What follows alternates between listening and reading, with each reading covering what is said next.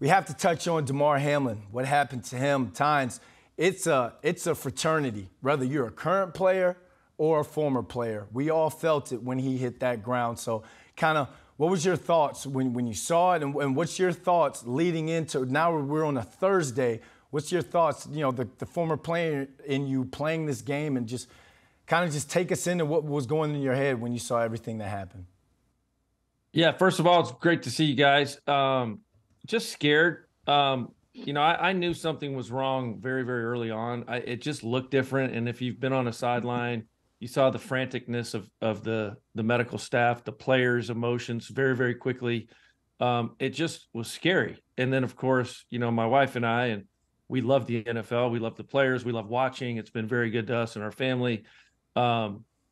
Just sitting there, there was just this emptiness in your stomach thinking, oh my God, is this kid going to be okay? And then you start thinking about his family. I've never seen anything like that on the field. I've seen, Trent Green had a really, really bad concussion where he missed a lot of time. I've seen some nasty broken bones, but, never someone that needed or required CPR.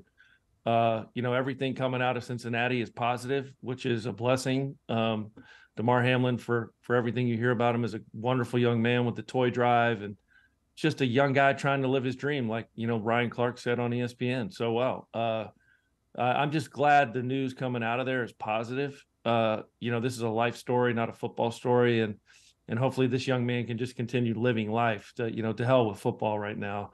But certainly scared to death. And, I think about him all day. It's weird. I find myself thinking about him and wondering, how's he doing? Because we just don't know enough, but he's certainly doing better, and that's really all we can ask for, and just keep praying for him.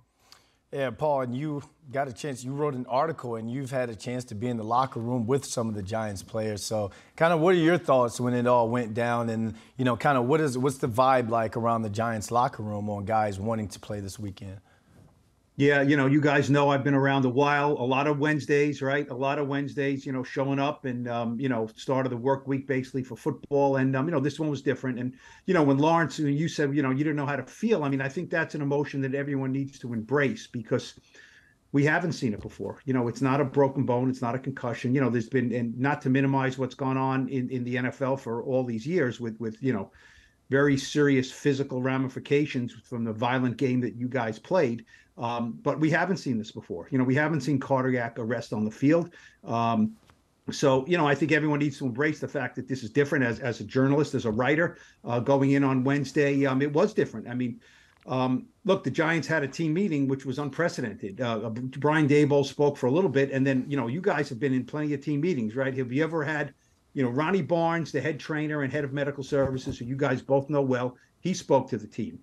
Dr. Lanny Lawrence, the team psychologist, she's got a big, fancier wellness and things like that title, but she's the team psychologist. She spoke to the team. And John Paul Gonzalez, the chaplain of the team, spoke to the team, and then the team prayed together for Damar Hamlin. So, the Giants felt it was important to deal with their medical questions, their mental fragility maybe, and their physical and spiritual well-being. Players said they appreciate it. The Giants and the Bills have a link, right? Daboll, Shane, a bunch of players. Nick McLeod was very emotional talking about his former secondary mate last year, Buffalo. Jason Pinnock played college ball with Hamlin in Pittsburgh, and he didn't even come out in the locker room. And he came out and said, "I'll be back," and he didn't. And he's well within his rights. He was too emotional to speak. So it's resonating. It resonated a lot in the locker room, as you guys would imagine. And Saquon Barkley said it will be difficult to play. He didn't say he wouldn't play or anything. If they want him to play, but this is something that's going through players' minds. I felt it in the locker room. You guys know it better than me about strapping on helmets and shoulder pads and going to not war, but certainly going to football and battle. It was difficult. It was a difficult day, and everyone's hoping for the best, obviously.